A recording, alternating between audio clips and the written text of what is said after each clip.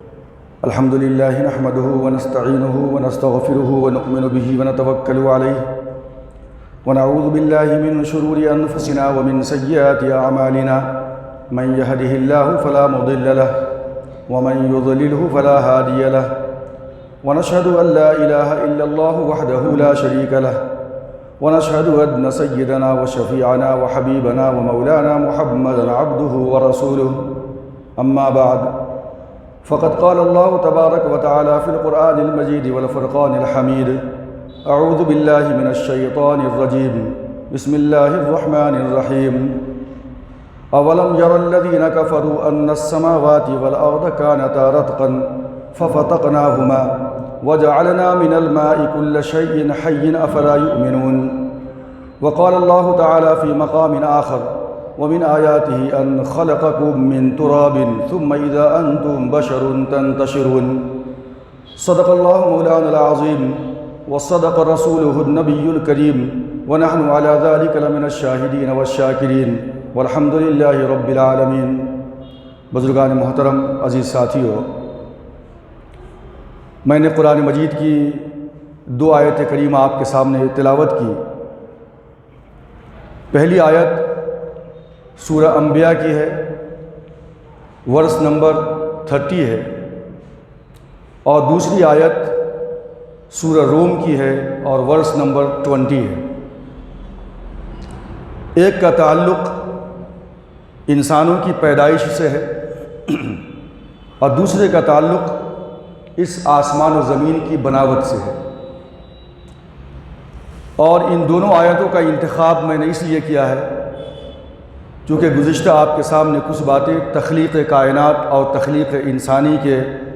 وجود کے اوپر گفتگو ہوئی تھی، اور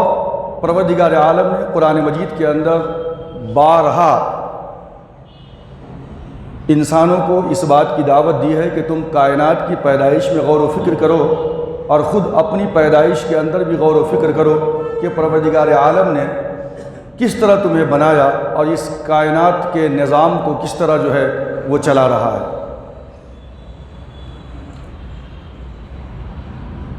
پہلی بات کہ آسمان و زمین کی تخلیق کیسے ہوئی، سائنس پڑھنے والے جانتے ہیں، بگ بینگ تھیوری کو اچھی طرح جانتے ہیں، لیکن ہوتا کیا ہے کہ سائنٹسٹ جو ہوتے ہیں، چاہے وہ ڈارون کی تھیوری ہو بگ بینگ کے نظریے سے، چاہے وہ آئنسٹائن کی تھیوری ہو، یہ سائنس اور سائنٹسٹ جو ہیں ان کی ایک آنکھیں بند ہوتی ہیں، وہ اللہ تبارک و تعالیٰ کی ہستی اور اس کے وجود کو اور اس کی خلاقی اور اس کی صناعی کو وہ جو ہے نہیں دیکھتے۔ لیکن بینگ اے مسلمس ہمارا ایمان و یقین ہے کہ اگر کوئی نظریہ سائنس نے یا سائنٹسٹ نے قائم کر دیا اور اگر وہ قرآن سے متصادم ہے تو بھی ہمارا یقین ہے کہ قرآن جس نے کہا ہے جیسا وہی صحیح ہے، اور سائنس جو ابھی کہہ رہی ہے شاید کہ ابھی سائنٹسٹ کا اتنا علم عروج پہ نہیں آ سکا کہ وہ قرآن کی کہی ہوئی باتوں کے مطابق جو ہے وہ فیصلہ کر سکے۔ ابھی کائنات پھیل رہی ہے اور علم کے دروازے کھلے ہیں، ایک وقت آئے گا کہ ہر وہ چیز جو قرآن مجید نے کہہ دیا وہ سائنٹسٹ کی نگاہوں میں بھی 100% صحیح ہوگی۔ ابھی قرآن نے کہا اولم یر الذین کفروا ان السماوات والارض کانتا رتقا، کیا ان لوگوں نے نہیں دیکھا جن لوگوں نے کفر کیا، اللہ کی آیاتوں کو جھٹلایا، اللہ کی نشانیوں کو جھٹلایا۔ ایک ہے سائنس اور دوسرے ہے سائن۔ تقریباً 1000 کے آس پاس ایسی آیتیں ہیں قرآن مجید کے اندر کہ جو سائنس سے بحث کرتی ہے، اور بقیہ جتنی بھی آیتیں ہیں وہ سائنس سے بحث کرتی ہے، اللہ کی نشانیوں سے۔ تو یہ جو 1000 آیتیں سائنس کے سے تعلق رکھتی ہیں انہی میں سے یہ ایک آیت بہت اہم ہے، اولم یر الذین کفروا ان السماوات والارض کانتا رتقا، کیا جن لوگوں نے کفر کیا ان لوگوں نے یہ نہیں دیکھا کہ آسمان اور زمین دونوں آپس میں ملے ہوئے تھے، رتقا ففتقناہما، پھر ہم نے ان دونوں کو الگ کر دیا، اور اس کے بعد وجعلنا من الماء كل شيء حي افلا يؤمنون، اور ہم نے ہر جاندار شے کا جو مادہ تخلیق رکھا ہے، پیدائش کا مادہ، وہ کیا ہے؟ پانی ہے۔ تو دو چیزیں ذہن میں رکھیں، ایک ہے مادہ تخلیق، پیدائش کا مادہ کیا ہے کہ اصل میں وہ مٹی ہے۔ قرآن مجید نے دوسری جگہوں پہ مٹی کا لفظ استعمال کیا ہے، میں اس پہ بھی آپ کے سامنے آؤں گا، جیسے کہ میں نے دوسری آیت پڑھی تھی کہ وَمِنْ آيَاتِهِ أَنْ خَلَقَكُم مِّن تُرَابٍ ثُمَّ إِذَا أَنْتُمْ بَشَرٌ تَنْتَشِرُونَ، اللہ کی نشانیوں میں سے ایک یہ بھی ہے کہ اس نے تمہیں مٹی سے پیدا کیا، مٹی سے۔ تو قرآن مجید نے انسانوں کی پیدائش کا جو مبدا ہے، جو اس کی اوریجن ہے، جو اس کی اصل ہے، اس کو مٹی بتایا ہے، اور اس کے بعد اس کا جو منبع ہے، اس کا جو سرچشمہ ہے، وہ قرآن مجید نے پانی کو بتایا ہے، وَجَعَلْنَا مِنَ الْمَاءِ كُلَّ شَيْءٍ حَيٍّ أَفَلَا يُؤْمِنُونَ۔ اور سائنٹسٹ بھی مانتے ہیں کہ اس روئے زمین کے اوپر جتنے بھی جاندار ہیں، چاہے وہ حیوان ہو، چاہے وہ نباتات ہو، چاہے وہ انسان ہو، ان سب کی جو اصل ہے، جو اوریجن ہے، وہ پانی اور مٹی کے امتزاج اور اتصال سے جو ہے وجود میں آئے ہیں۔ انشاءاللہ اس پہ گفتگو ہوگی۔ قرآن مجید نے انسانوں کی پیدائش کے متعلق کہیں تراب کا لفظ استعمال کیا، کہیں پہ طین کا لفظ استعمال کیا، کہیں پہ طین لازب کا لفظ استعمال کیا، کہیں پہ حمیم مسنون کا لفظ استعمال کیا، کہیں پہ قرآن مجید نے صلصال کل فخار کا لفظ استعمال کیا ہے۔ اب یہ اس کی کیا کیفیت ہے؟ انسانوں کی پیدائش کے مختلف مراحل کا ذکر پروردگار عالم نے کیا ہے، اس کو آپ سوچیں گے اور پڑھیں گے، سمجھیں گے تو عقل حیران رہ جاتی ہے کہ اللہ تبارک و تعالیٰ کی قدرت کا کیا مشاہدہ ہے، کیا نظارہ ہے۔ تو بہرکیف قرآن مجید کہتا ہے کہ آسمان و زمین دونوں ملے ہوئے تھے، اور ہم نے ففتقناہما، ہم نے ان دونوں کو الگ الگ کر دیا۔ اب سوال یہ ہے کہ بگ بینگ سے پہلے ایک دھماکہ ہوا، ایک بہت بڑا ایکسپلوژن ہوا۔ کس میں ہوا ایکسپلوژن؟ وہ کیا تھا؟ تو کہتے ہیں بھائی پرائمری نیبیولا تھا۔ It was the huge cloud of gas and dust. یہ دھواں اور بادل کا ایک گولا تھا کہ اس کے اندر دھماکہ ہوا، اور پھر قرآن مجید نے ایگزیکٹ، جب یہ سائنٹسٹ آج سے 330 سال پہلے یا 300 سال پہلے کی بات ہے کہ جب جو ہے سائنٹسٹ نے اس پہ ریسرچ کیا، لیکن قرآن تو 1400 سال پہلے، 1450 سال پہلے یہ کہہ چکا تھا کہ ثم استوى الى السماء وهي دخان، پھر پروردگار عالم آسمان کی طرف متوجہ ہوا جبکہ وہ دھواں تھا، اور سائنٹسٹ کہتے ہیں it was the huge cloud of dust and gas, وہی دھواں ہے۔ قرآن مجید نے کہا ثم استوى الى السماء وهي دخان فقال لها وللارض ائتيا طوعا او كرها، پھر پروردگار عالم نے ان دونوں سے کہا، آسمان و زمین سے، کہ جو ہے آ جاؤ میرے قریب، میرے حکم کو مانو، الگ الگ ہو جاؤ، طوعا او كرها، چاہے تم چاہو چاہے نہ چاہو۔ پھر دونوں نے کہا کہ اتینا طائعین، ہم آپ کے فرما بردار ہو کر کے آئے ہیں، یعنی آسمان اور زمین دونوں الگ الگ ہو گئے۔ تو سائنٹسٹ کہتے ہیں کہ یہ بھائی ایک گولا تھا، ایک پرائمری نیبیولا تھا جس کے اندر گیسز بھی تھے، جس کے اندر ڈسٹ تھا، اس میں دھماکہ ہوا، اور اس دھماکے سے جو پارٹیکلز الگ الگ ہوئے کہکشاؤں کی شکل میں، پھر وہ کہکشائیں جو ہے آپس میں مل کر کے سیارے بنے، ستارے بنے، اور پھر اس کے بعد جو ایک بڑے بڑے جو ہے کری ناری گولے، آگ کے بڑے بڑے گولے، اس جو ہے پرائمری نیبیولا سے جب باہر نکلے تو پھر سیکنڈری سپریشن، ایک کرہ یہ زمین کا ہو گیا، ایک کرہ سورج کا ہو گیا، ایک کرہ ستاروں کا ہو گیا، اور پتہ نہیں کتنے ستارے ہیں، سورج سے بڑے بڑے کتنے ستارے ہیں کہ جو اپنا کام کر رہے ہیں۔ پھر کیا تھا کہ اس کے اندر جو شدت تھی بلاسٹنگ کے بعد، وہ حرکت کر رہے تھے تیزی کے ساتھ، تو آپس میں ٹکرائے اور الگ الگ ہو گئے۔ اب یہ الگ الگ جب ہو گئے، ایک کرہ آگ کا ایک گولا سورج کی شکل اختیار کیا اور اس کے گرد جو ہے یعنی یہ ستارے جو ہے پھرتے رہے۔ پھر اس کے بعد ایک کرہ آگ کا گولا زمین کی شکل بنی، تو ظاہر سی بات ہے کہ یہ تو آگ کا گولا تھا، یہ ناری کرہ تھا، گیند کے مانند تھا یہ آگ کا گولا۔ پھر کیا ہوا کہ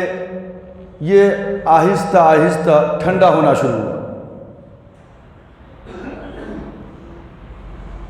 بلاسٹنگ کے بعد، بگ بینگ کے بعد جو کرے الگ الگ ہوئے، اس میں سے ایک کرہ یہ زمین کا جو حصہ تھا یہ گرم تھا، آتش فشاں آگ کی طرح تھا، تو یہ آہستہ آہستہ خود بخود ٹھنڈا ہونا شروع ہوا۔ جب ٹھنڈا ہوا تو جب کوئی چیز ٹھنڈی ہوتی ہے تو اس ٹھنڈے ہونے کے بعد اس آگ کے گولے کے اندر، اس کے اوپری حصے کے اندر کرسٹ پیدا ہوا۔ زمین کے اوپر کا جو حصہ ہوتا ہے راکھ کی شکل، وہ کرسٹ کی شکل بنی، اور اس کے بعد پھر کیا ہوا کہ وہ ٹھنڈے پن کی وجہ سے وہ سکڑنا شروع ہوئی۔ سردی کے اندر جسم کا حصہ بھی سکڑنے لگتا ہے، تو ٹھنڈے ہونے کی وجہ سے وہ جب سکڑنے لگی تو سکڑنے کی وجہ سے اس گولے کے اندر دراریں پیدا ہوئی۔ جب وہ دراریں پیدا ہوئی تو پھر وہ اب اس کے پھر پارٹ ہوئے، وہ پارٹ جو ہے ٹکڑے، کوئی بہت بڑا ٹکڑا نیچے کی طرف گرا، کہیں پہ غار بن گیا، کہیں پہ یہ پہاڑ کی شکل کے اندر نیچے کی طرف آ گیا اور کافی اونچا ہو گیا وہ۔ تو یہ سکڑنے کے بعد، ٹھنڈا ہونے کے بعد جب دراریں پیدا ہوئیں، جب اس کے ٹکڑے الگ الگ ہوئے تو پھر وہ پہاڑ کی شکل بنے، غار کی شکل بنے۔ اب اس کے بعد پھر کیا ہوا کہ اب جب وہ ٹھنڈا ہو رہا تھا تو آپ دیکھتے ہیں کہ اگر آگ کے اوپر آپ پانی ڈالیں تو اس کے اندر سے بھاپ نکلتی ہے۔ گرم پتھر ہو، پانی ڈالے تو اس کے اندر سے بخارات کی شکل میں دھواں اوپر کی طرف اٹھتا ہے۔ تو یہ ٹھنڈے ہونے کی وجہ سے، آگ کا گولا تھا، آگ کی طرح تھا، ٹھنڈے ہونے کی وجہ سے اس کے اندر جو ہے بخارات کی شکل پیدا ہوئی۔ یہ بخارات اوپر کی طرف اٹھے، اور جس کو ہم کہتے ہیں آج ایٹماسفیئر، وہ فضا، یہ جو ہے ٹھنڈی ہونے کے بعد جو بخارات پیدا ہوئے، جو بخارات اوپر کی طرف اٹھے، وہ فضا بن گئے، وہ ایٹماسفیئر بن گئے۔ پھر وہاں پہ چونکہ گیسز بھی تھی، ہائیڈروجن بھی تھا اس کے اندر، تو اس کی وجہ سے پھر وہاں پہ چینج ہوا۔ پھر اس چینجنگ کے اندر جا کر کے بارش کی شکل اختیار کر لیا اس نے، اور پھر جو ہے کہتے ہیں کہ ملینز ایئر تک اس روئے زمین پہ بارش ہی ہوتی رہی، بارش ہی ہوتی رہی۔ اور اس کے بعد جو نشیبی جگہ تھی، میں نے کہا تھا غار بھی بن گئے تھے، پہاڑ بھی بن گئے تھے، جو نشیبی زمینیں تھیں نچلی سطح کی، وہ سب کے سب جو ہے سمندر کی شکل اختیار کر لی۔ اب سمندر بن گیا، پہاڑ بن گیا۔ اب اس کے بعد کیا ہوا کہ اب سمندر کے اندر جو مد و جزر کا معاملہ ہوا، کبھی پانی اوپر کی طرف آیا، کبھی پیچھے کی طرف گیا، تو وہاں پہ ایک دلدل کی سی کیفیت پیدا ہو گئی۔ دلدلی زمین ہم کہتے ہیں، جسے دیکھا ہوگا آپ نے کہ پانی اور مٹی اگر بہت دیر تک ایک مقام پہ رہ جائے اور پھر جو ہے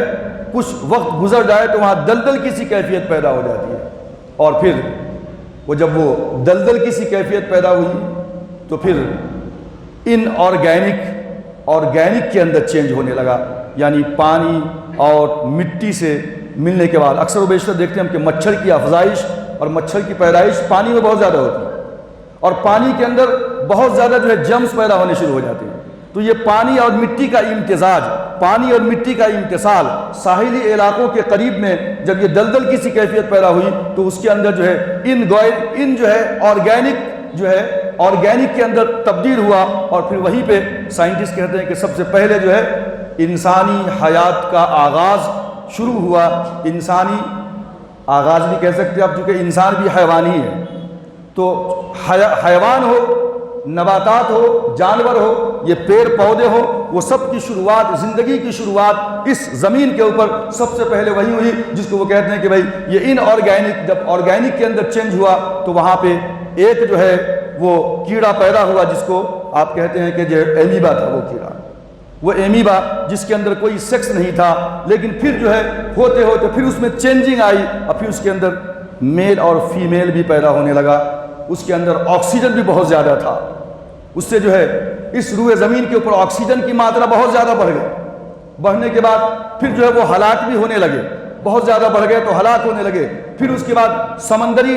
آبی جانور پیدا ہوئے، پھر اس کے بعد جو ہے یہ درخت کو پتے اور کھانے والے جو ہے جانور پیدا ہوئے، پھر ڈائناسورس کا وجود ہوا، پھر جو ہے چینجنگ آئی کائنات کے اندر، پھر جو ہے آگ کے گولے کی طرح برسنے لگے، پھر ان کا بھی خاتمہ ہو گیا، اور اس کے بعد ملینز یا بلینز ایئرز کے بعد یہ جو ہے ایولیوشن تھیوری کہ بدلتے بدلتے بدلتے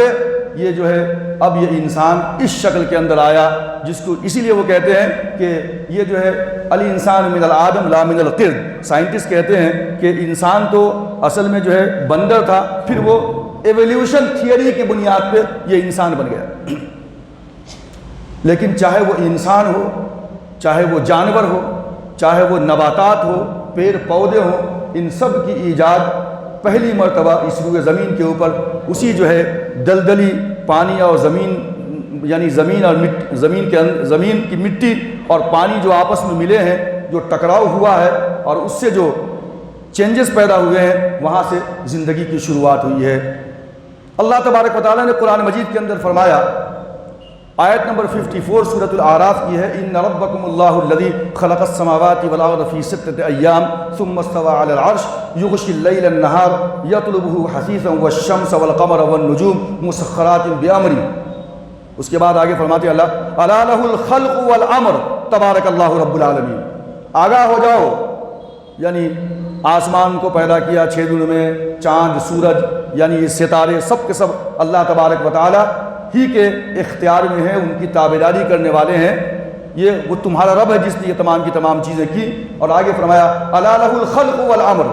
خبردار کہ خلق اور امر یہ دونوں اللہ ہی تبارک و تعالیٰ کے دست قدرت کے اندر ہے۔ الا لہ الخلق والامر تبارک اللہ رب العالمین، اور وہ ذات بہت بابرکت ہے جو سارے عالمین کا رب ہے، ساری دنیا کا رب ہے۔ تو ایک ہے کہ خلق اور ایک ہے امر۔ اس روئے زمین کے اوپر، اس کائنات کے اندر جتنی بھی چیزیں ہیں وہ سب کے سب جو ہے عالم خلق کی چیزیں ہیں، یہ فزیکل ورلڈ ہے۔ ظاہر سی بات ہے کہ یہ پرائمری نیبیولا کے جو ہے دھماکے سے پہلے اور جو ہے سیکنڈری سپریشن، آسمان و زمین اور ستارے اور سیارے، چاند، سورج کے سپریشن سے پہلے کوئی ٹائم فریم نہیں تھا۔ تو اس وقت کیا تھا؟ اللہ تبارک و تعالیٰ کہ اس وقت بھی ایک خنک نور تھا، ایک میٹر تھا، ایک نور کی شکل تھی، لیکن اس نور میں گرمی نہیں تھی، اس میں حرارت نہیں تھی، اس میں جلانی کسی کیفیت نہیں تھی۔ اسی لیے حدیث کے اندر ہے کہ اللہ کے رسول نے فرمایا کہ سب سے پہلے اللہ تبارک و تعالیٰ نے میرے نور کو پیدا کیا۔ اب اس نور کے اندر، یعنی اس ایکسپلوژن سے پہلے کہہ سکتے ہیں کہ اللہ کا جو امر تھا، حکم، اور ایک ہے خلق، کائنات کی وجود کے بعد جو چیزیں دنیا کے اندر آئیں یہ خلق ہے، اور اس سے قبل بگ بینگ سے پہلے بھی اگر کوئی چیز تھی تو وہ اللہ کا امر تھا، اللہ کا حکم تھا، جیسا کہ قرآن مجید نے کہا انما قولنا لشیء اذا اردناه ان نقول له کن فیکون، سورہ یاسین کے اندر، کہ ہم جب کسی چیز کو بنانے کا، کرنے کا ارادہ کرتے ہیں تو کہتے ہیں کن، ہو جا، تو وہ چیز ہو جایا کرتی ہے۔ اس جو ہے ایکسپلوژن سے پہلے، بگ بینگ تھیوری سے پہلے، وہ اللہ تبارک و تعالیٰ کا ایک امر تھا، ایک نور تھا، کہ اس نور سے اللہ نے محمد رسول اللہ صلی اللہ علیہ وسلم کی روح کو پیدا کیا، اور اسی نور سے تمام کی تمام انسانوں کی ارواح کو بھی پیدا کیا، اور اسی نور سے اللہ تبارک و تعالیٰ نے فرشتوں کو بھی پیدا کیا۔ حدیث کے اندر ہے کہ اللہ کے رسول صلی اللہ علیہ وسلم نے فرمایا، حضرت عائشہ سے مروی ہے کہ فرشتے نور سے پیدا کیے گئے، وہ لائٹ سے پیدا کیے گئے۔ روشنی سے پیدا کیے گئے۔ تو فرسٹ اسٹیج میں تو دو مخلوق کو اللہ نے پیدا کیا، یعنی تمام کے تمام انسانوں کی ارواح کو، اور انہی ارواح میں سب سے پہلے جناب محمد رسول اللہ صلی اللہ علیہ وسلم کی روح تھی جو لائٹ سے، نور سے پیدا ہوئی، اسی لیے نوری ہے، مشہود ملائکہ ہیں، یعنی ملائکہ نے سجدہ کیا، ان کو اللہ تبارک و تعالیٰ نے سجدہ کروایا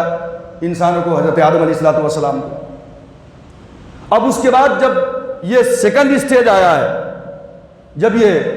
سورج کی روشنی، یعنی جس وقت یہ ناری کرے جو ہے الگ الگ ہو رہے تھے، تو اللہ تبارک و تعالیٰ نے فرمایا کہ وَالْجَانَّ خَلَقْنَاهُ مِن قَبْلُ مِن نَارِ السَّمُومِ، ہم نے جنات کو، شیطان کو کس سے پیدا کیا؟ آگ کی لپٹ سے پیدا کیا۔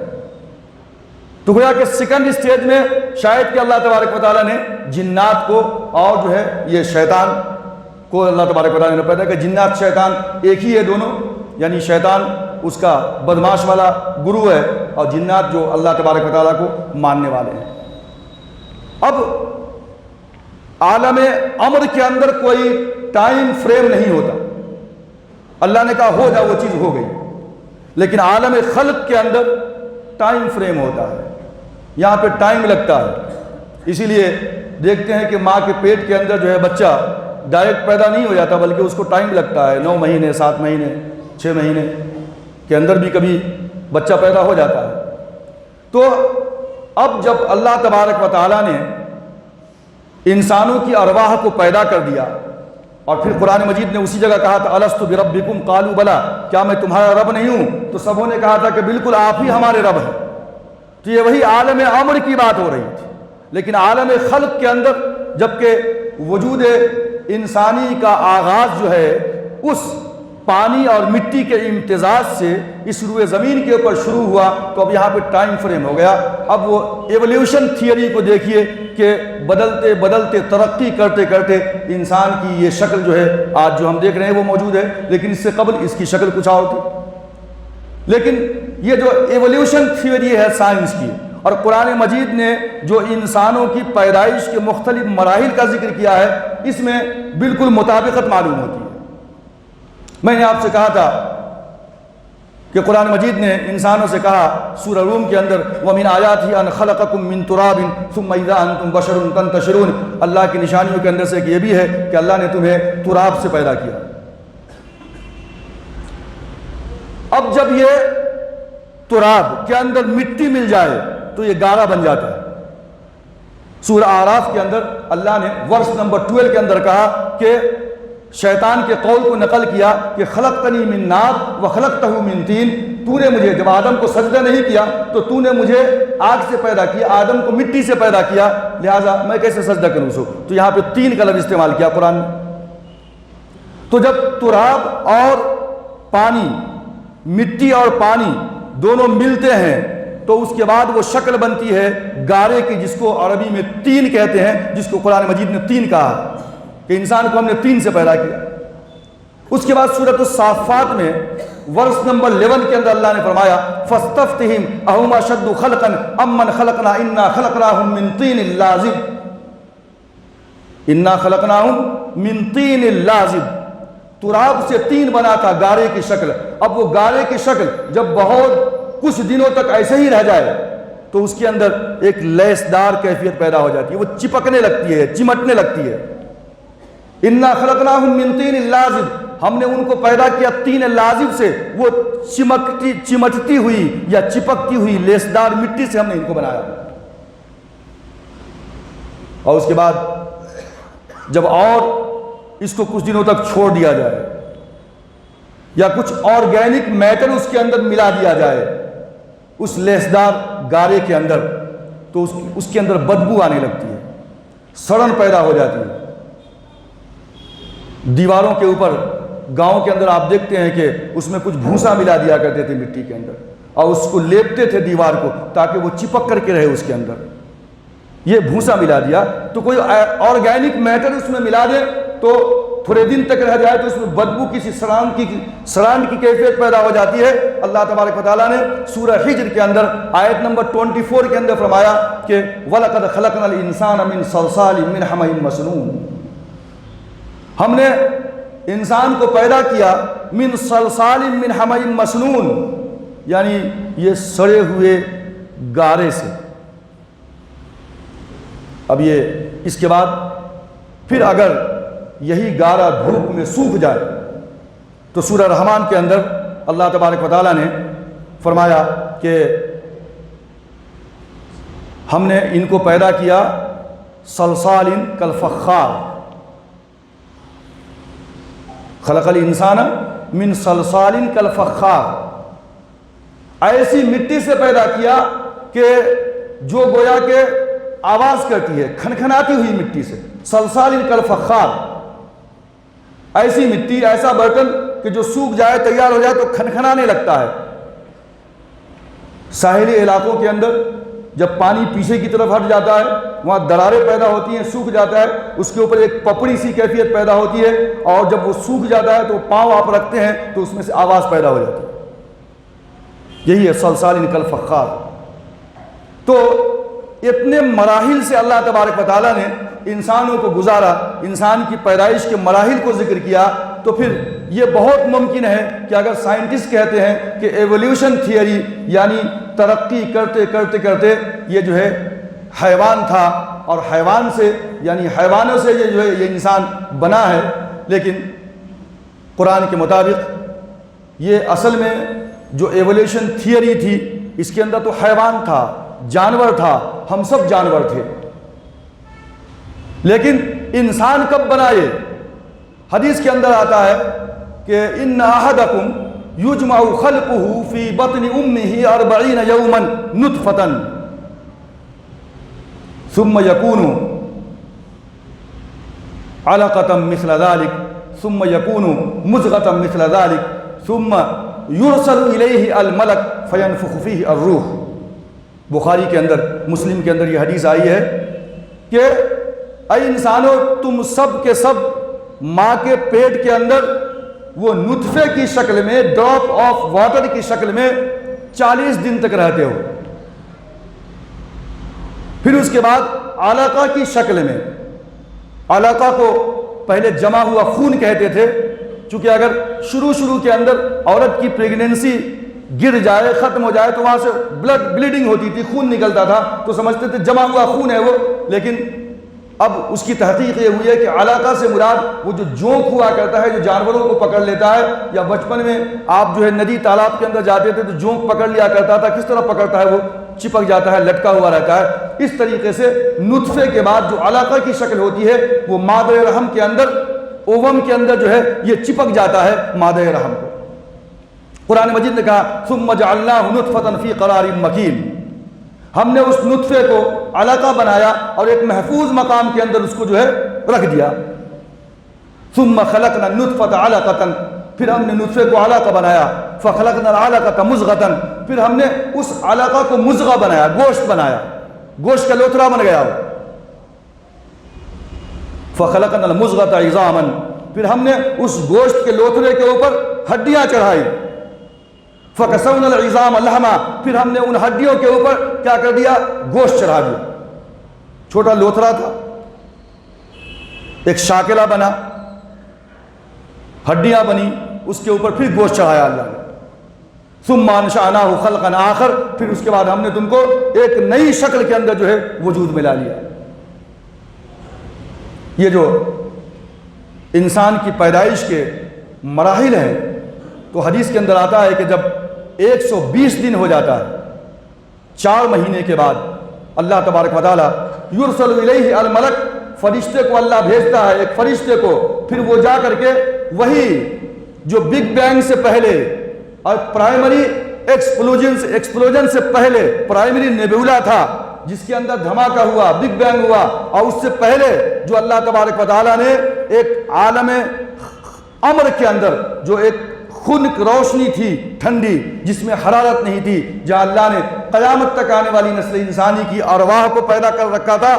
گویا کہ کولڈ اسٹوریج کے اندر انسانوں کی ارواح وہاں موجود تھی۔ اب فرشتہ آتا ہے اور ماں کے پیٹ کے اندر جو ہے 4 مہینے کے بعد آ کر کے اسی روح کو لا کر کے اس کے سپرد کرتا ہے، اس کے اندر پھونک ڈالتا ہے۔ اب تک ایولیوشن تھیوری سائنٹسٹ کے مطابق اب تک یہ جانور تھا، ٹھیک ہے اینیمل تھا، لیکن اب یہ انسان بن گیا ہے۔ اب اللہ یہ روح ربانی ہے، اللہ کی جانب سے پھونکی ہوئی جو نور تھا، جو کولڈ اسٹوریج میں اس نور کو لا کر کے اس کے سپورٹ کر دیا گیا، اب جو ہے یہ انسان بن گیا ہے، تو اب کہتے ہیں کہ یہ انسان ہے۔ تو اللہ تبارک و تعالیٰ نے قرآن مجید کے اندر انسانوں کے مختلف مراحل کو جو اس کی پیدائش کے ہیں بیان کیا ہے سورہ حجر کے اندر بڑی تفصیل کے ساتھ، اور پھر اسی طریقے سے اللہ تبارک و تعالیٰ نے جو ہے ایک مقام کے اوپر یعنی سورہ مومنون کے اندر، سورہ مومن کے اندر بھی جو ہے اس کا ذکر کیا ہے، وَلَقَدْ خَلَقْنَا الْإِنسَانَ مِنْ سُلَالَةٍ مِّن طِينٍ ثُمَّ جَعَلْنَاهُ نُطْفَةً فِي قَرَارٍ مَّكِينٍ، کہ ہم نے انسان کو مٹی کے جوہر سے پیدا کیا۔ اب ہم کہتے ہیں کہ سلالہ، یہ سلالہ کیا ہے؟ کسی بھی چیز کا اصل ہوتا ہے، اس کا جوہر ہوتا ہے۔ جب تک کہ تلوار نیام کے اندر ہے تو وہ بند ہے، لیکن جب تلوار کو باہر نکالے تو کہا جاتا ہے کہ یہ مسلول، کھلی ہوئی تلوار ہے، یہ اصل جوہر ہے، یہ اصل ہے۔ تو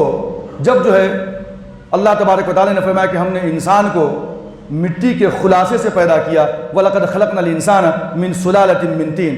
سائنٹسٹ بھی یہی کہہ رہے ہیں کہ وہاں جب سمندر کے مد و جزر میں جب پانی آگے کی طرف بڑھا پھر پیچھے کی طرف ہٹ گیا، جب وہ تراب کے اندر جب پانی آیا تو وہ تین کی شکل اختیار کر گیا، یا پھر تین لازب بنا، یا کل فخار بنا، صلصال من حمأ مسنون بنا، وہیں سے جو ہے کیمیکل چینجز اس کے اندر آئے، وہیں سے وہ کیڑا پیدا ہوا، اور پھر ایولیوشن تھیوری کے مطابق وہ ترقی کرتے کرتے کرتے انسان بنا، یعنی جانور سے انسان بن گیا۔ ہم کہتے ہیں کہ ٹھیک ہے انسان بنا، لیکن انسان کیسے بنا؟ ظاہر اس کے اندر وہ جو ہے روح جو اللہ تبارک و تعالیٰ نے ڈال دی، اس کے بعد جو ہے وہ اصل میں انسان بنا ہے۔ تو سائنس بھی یہی کہتا ہے کہ مٹی اور پانی کے امتزاج سے جو ہے یہ کائنات کے اندر حیات یعنی حیات زندگی جانوروں کی ہو یا جو ہے نباتات کی، درخت کی ہو، پیڑ پودوں کی ہو، یہ جو ہے شروعات آغاز اسی روئے زمین پہ ہوا ہے پانی اور مٹی کے امتزاج سے۔ قرآن بھی یہی کہتا ہے کہ اصل میں ہر ایک جو ہے انسان کی پیدائش کا جو مبدا ہے، جو اوریجن ہے، وہ پانی اور مٹی ہے۔ اصل میں مٹی ہے لیکن اس کا سرچشمہ پانی ہے۔ تو قرآن مجید نے بھی کہا نا منہا خلقناکم، ہم نے تم کو اسی سے پیدا کیا، وَمِنْهَا نُعِيدُكُمْ، اور ہم کو تم کو اسی میں لوٹائیں گے، وَمِنْهَا نُخْرِجُكُمْ تَارَةً أُخْرَىٰ، اور پھر ہم تم کو دوبارہ جو ہے اسی سے واپس پیدا کریں گے۔ تو یہ ہے کہ انسان کی پیدائش اور اس کی نشو و نما اس روئے زمین کے اوپر کس طرح ہوئی، کائنات کا وجود کس طریقے سے ہوا، بارش کا نظام، چاند اور سورج کا نظام، اور یہ تمام کے تمام، جیسے کہ میں نے اس سے پہلے کہا تھا کہ یہ کائنات ختم ہو جانے والی ہے۔ قرآن بار بار کہہ رہا ہے کہ سورج کی روشنی ختم ہو جائے گی، سورج لپیٹ دیا جائے گا، چاند بے نور ہو جائے گا، اور پہاڑ روئی کے گالے کی طرح اڑنے لگیں گے۔ یہ تمام کی تمام باتیں ہم قرآن کے اندر پڑھتے ہیں، لیکن پہلے کیا تھا کہ ڈارون کی تھیوری کیا کہتی تھی کہ جو میٹر ہے، میٹر کو فنا نہیں ہے، یہ ختم ہو ہی نہیں سکتا، یہ کائنات ختم نہیں ہو سکتی۔ لیکن جدید دور کے اندر آئنسٹائن آیا اور اس نے پھر تحقیق کر کے بتلایا کہ نہیں، میٹر کو بھی فنا ہے، میٹر کو بھی جو ہے